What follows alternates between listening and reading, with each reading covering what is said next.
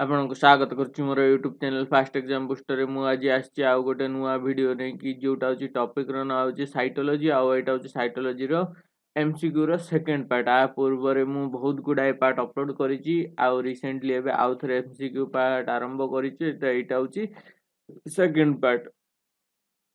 तो एई वीडियोटी आपनको state exam रे आउ सीएचटी एग्जाम रे बहुत हेल्पफुल हबो। तो चलंतु देखिबा कोन कोन इंपोर्टेंट प्रश्न अछि। प्रथम प्रश्न जी zero state or G not state of cells in eukaryotic cell cycle denotes a जो जी जीरो फेज अच्छी बा जी नॉट स्टेट अच्छी फेज अच्छी of cells in eukaryotic cell cycle denotes एथिरे कोन हेई थाई जी जीरो बा जी नॉट फेज रे देखंतु एई फेज रे हेई थाई कोन ना मुख्यतः सेल साइकिल दुई प्रकार हेई थाई गोटे अछि इंटरफेज इंटरफेज आउ गोटे अच्छी कौन ना एम फेज ठीक अच्छी एम फेज केती गोटे छोटियाटे हेकी एम फेज थाए ठीक अच्छी एटा मन करंतु एम फेज बाकी होउची कौन एटा होउची आपनकर G1 phase Etah S phase Etah G2 phase Etah M phase.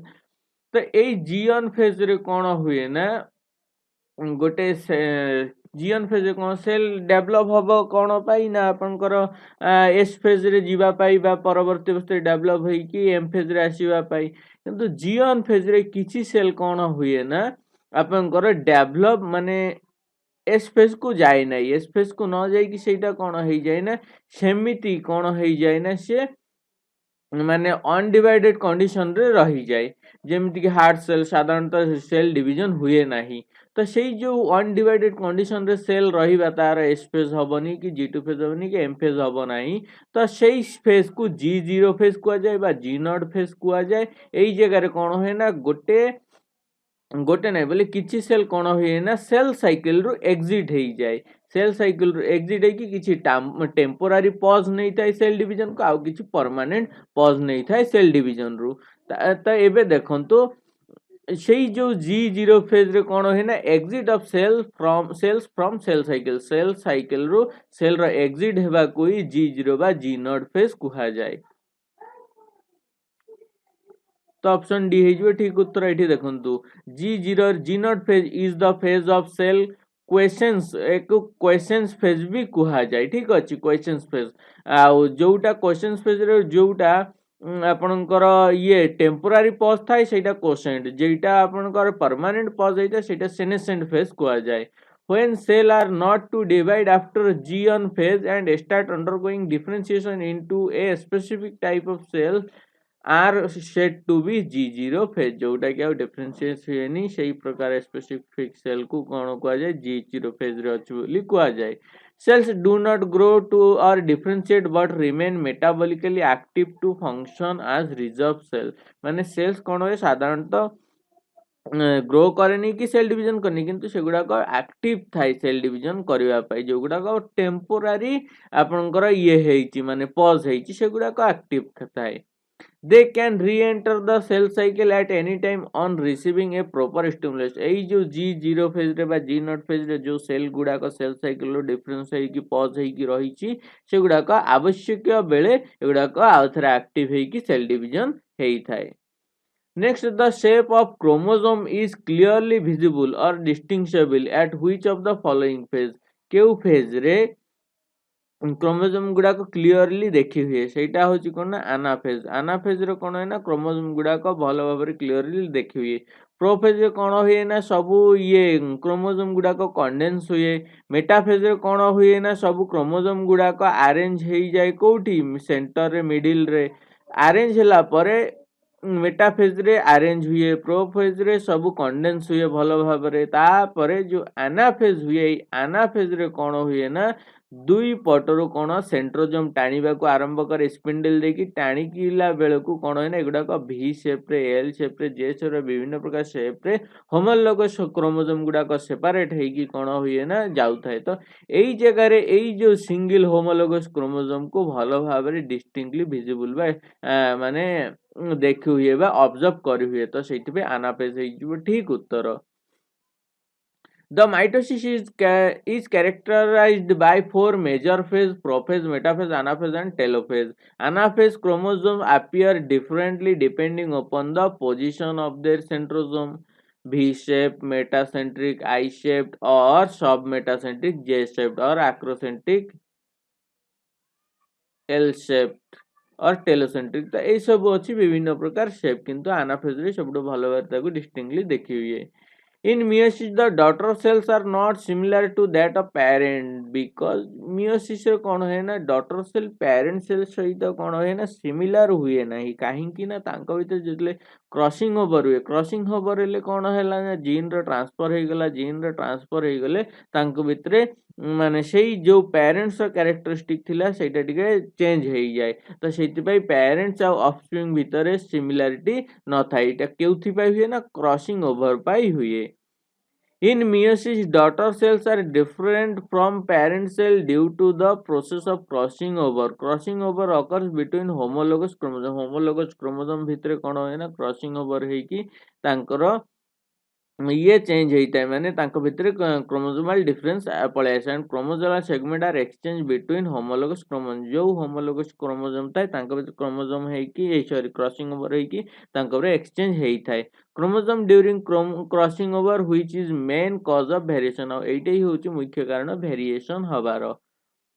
Which of the following pair is correctly match? आ भितर कोउटा गोटे भलो भाबरे मिशा आइछि ना, गोटे होछि एनाफेजन होमोलोगस क्रोमोसोम आर सेपरेटेड। एइटा मु कहिथिली प्रोफेज रे कोन हबो ना क्रोमोसोम गुडा को कंडेंस हबो, सूता भलिया देखा जिवो। मेटाफेज रे कोन हबो ना क्रोमोसोम गुडा को मिडिल रे आसी के अरेंज हेइ जिवो।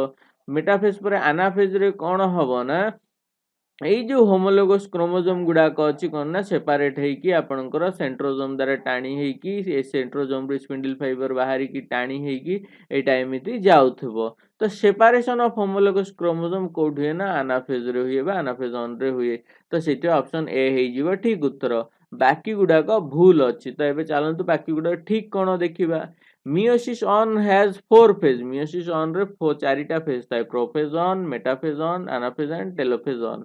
During prophase, homologous chromosome pair and form synapses। कौन है ना प्रोफेजन रे homologous chromosome गुडा का पेयर हुए और synapses करे।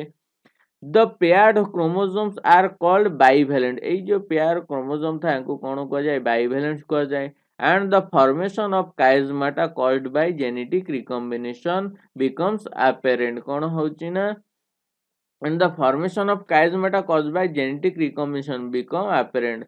आउ गोटे chiasmata formation करे जो जगह रे bivalent crossing over है से पॉइंट को crossing over पॉइंट को chiasmata कुआ जाए। In metaphase, the homologous pair of chromosome align on either side of the equatorial plate। कौन है ना metaphase रे कौन है ना equatorial plate रे सब align है कि रही जाए। ठीक अछि, एटा होची मेटाफेजन। ड्यूरिंग एनाफेजन the homologous chromosome are pulled towards opposite pole of the cell. In anaphase two the sister chromatids are separated. कोन है ना प्रोफेजन रे सेगुडा को टाणी हो जाए, प्रोफेज टू रे सेपरेट हो जाए। In telophase, the chromosome finished moving to opposite end of the cell। या telophase रे कोन है ना सेगुडा को मूव हेकी पूरा ऑपोजिट पोल को पळि जाए। तो ऑप्शन ए होची ठीक उत्तर। ठीक अछि। Next chromosome start separating at which stage of mitosis. Mitosis रे को स्टेज रे क्रोमोसोम सेपरेशन आरंभ होई थाए ना क्रोमोसोम सेपरेशन आरंभ होई आपनकर अर्ली एनाफेज रे। एनाफेज रो ही आपनकर क्रोमोसोम सेपरेशन आरंभ होई थाए। Next the formation of sister chromatid takes place in which of the following phase. को फेज रे सिस्टर क्रोमैटिड रो फॉर्मेशन आरंभ होता सेटा होची एस फेज। एस फेज रे कोन होय ना सिस्टर क्रोमैटिड्स रो फॉर्मेशन आरंभ हुए। Next which is synthesized in GN phase. GN phase रे कोन सिंथेसिस हुए? जीएन फेज रे डीएनए पॉलीमरेज सिंथेसिस हुए। GN phase or fast growth phase is the longest phase of cell cycle. एटा सबटु लंबा फेज था जीएन फेज ता। There is a synthesis of biochemical like RNA, proteins, enzymes for DNA synthesis. Enzyme formation हुए, DNA synthesis पे RNA formation हुए, protein formation, amino acid formation हुए। Amino acid कोन करे? हिस्टोन प्रोटीन फॉर्मेशन करे परवर्ती अवस्था रे। कोउठी हिस्टोन प्रोटीन फॉर्मेशन हुए? कोउठी आपनकर एस फेज रे। किंतु प्रोफेज जीएन फेज रे गैप ऑन फेज रे कोन है ना अमीनो एसिड फॉर्मेशन हेइ जाई थाए। न्यूक्लियोटाइड एंड एटीपी सब होता है। आउ कौन है ना डीएनए पॉलीमरेज भी होता है कोडी जीएन फेज रे। नेक्स्ट देखो the gap two phase of the cell cycle is signified by the synthesis of जो गैप टू फेज अच्छी प्रथम जी1 फेज अच्छी जीएस फेज अच्छी जी2 फेज अच्छी बा gap one phase gap two phase out होची synthesis phase. Gap one रे organelles सब फॉर्मेशन होता है बाकी एस फेज रे आपनकर बा मु कहिची कोन कोन फॉर्मेशन हुए जी1 फेज रे। एस फेज रे डीएनए आ हिस्टोन प्रोटीन फॉर्मेशन होता है। आउ गोटे कोन एस फेज रे सेंट्रोसोम डुप्लीकेट होता है। सेंट्रोजोम रे कौन अच्छी ना आपनकर स्पिंडल फाइबर रोची सही स्पिंडल फाइबर कौन हुए परवर्ती अवस्था रे माने मेटा फेज रे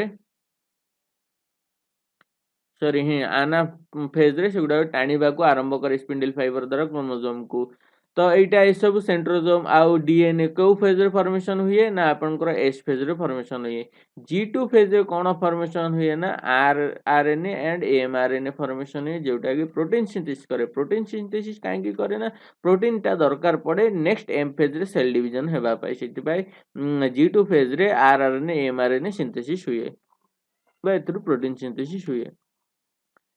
एठी लेखा अछि सबु। Next cell growth occurs during cell growth केउ फेज रे हेइथाय ना सेल ग्रोथ हेइथाय आपनकर इंटरफेज रे हेइथाय आ पोस्ट माइटोटिक फेज रे हेइथाय। सेल डिवीजन पर सेल ग्रोथ हे जाय बा इंटरफेज रे सेल डिवीजन हेइथाय।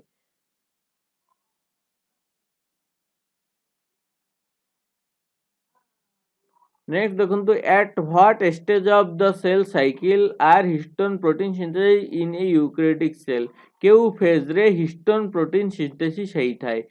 देखंतु हिस्टोन प्रोटीन सिंथेसिस आइ ड्यूरिंग एस फेज रे आउ हिस्टोन प्रोटीन सिंथेसिस पाई जहाँ से दरकार पड़े जो प्रोटीन सिंथेसिस सेटा जी1 फेज रे होता किंतु हिस्टोन प्रोटीन एस फेज रे सिंथेसिस होता है कारण डीएनए रेप्लिकेशन हम ये during S phase. Next genetic code determines genetic code कौन डिटरमाइंस करे जेनेटिक कोड साधारणतः sequence of amino acid in protein chain रे जो अमीनो एसिड रे सीक्वेंस अछि सेटा ही कोन ना ए जेनेटिक कोड डिटरमाइंस करे। ऑप्शन बी हे जिवो ठीक उत्तर। Genetic code determines sequence of amino acid in protein chain. The genetic code expressed in a way that 64 codons constitute it as it occurs in triplet. According to the genetic code, 3 bases must be employed to encode 20 stand amino acid. कौन होची ना 3टा base देकी 20 प्रकार amino acid formation होची by living cells to build protein formation हेबा पाई। तो option B जिवो ठीक उत्तर। Next, during transcription the DNA site at which RNA polymerase binds is called transcription बेले डीएनए रो जो साइड रे आरएनए पॉलीमेरेज बाइंड हेई थाए RNA formation करबा पाई सेही साइट को कोन को जाय ताको प्रोमोटर को आ जाय। देखंतु transcription is the process of RNA formation from DNA. RNA formation हबो केउथिरु फॉर्मेशन हबो डीएनए फॉर्मेशन डीएनए रु तो एटा को कोन को आ जाय ट्रांसक्रिप्शन को आ जाय। ए शब्दटी मन रखिबे। During transcription RNA polymerase makes a copy of a gene from DNA to mRNA.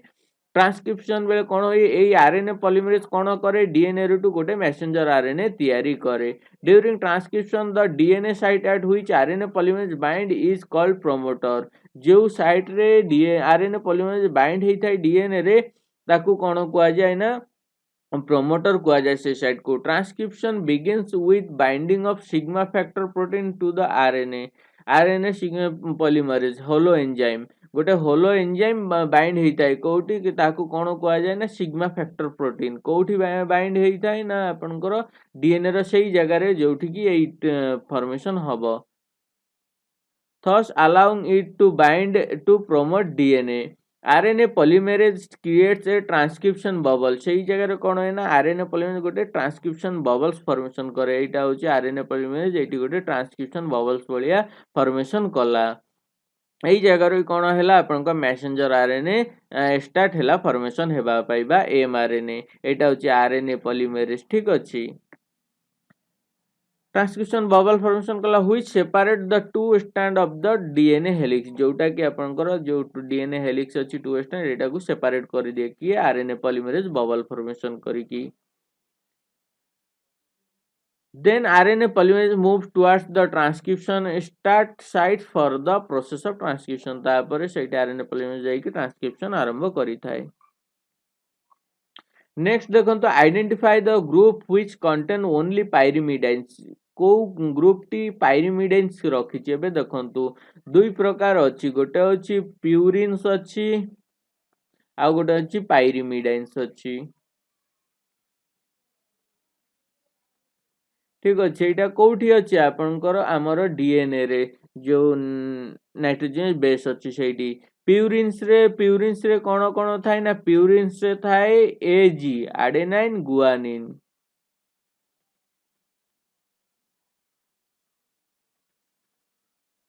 Adenine guanine एई दुईटा थाए प्यूरिन्स रे. जदि एडेनाइन गुआनिन प्यूरिन्स रे थाए ये पचाछि पायरिमिडाइन्स रे कोन होइछि जेहेतु एडेनाइन गुआनिन एठी अछि एटा हबो नाही, गुआनिन एठी अछि एटा भी हबो नाही, एडेनाइन अछि एठी अछि एटा भी हबो नाही.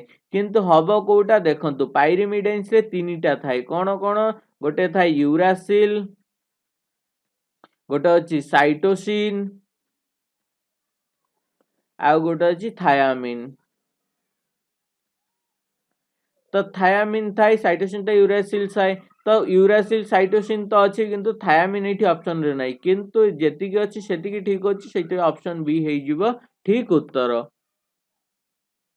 एठी अछि देखंतु प्यूरिन्स रे थाउची कोन ना adenine guanine and 3 pyrimidines name cytosine thymine uracil कोठी थाए ना पायरिमिडाइन्स रे थाउची. तार ठीक उत्तर बी हेइ जिवो. तो मो वीडियो रे आज एतिकी थिला. जदि मो वीडियो आपको भल लगे प्लीज लाइक करंतु शेयर करंतु सब्सक्राइब करंतु. Thanks for watching.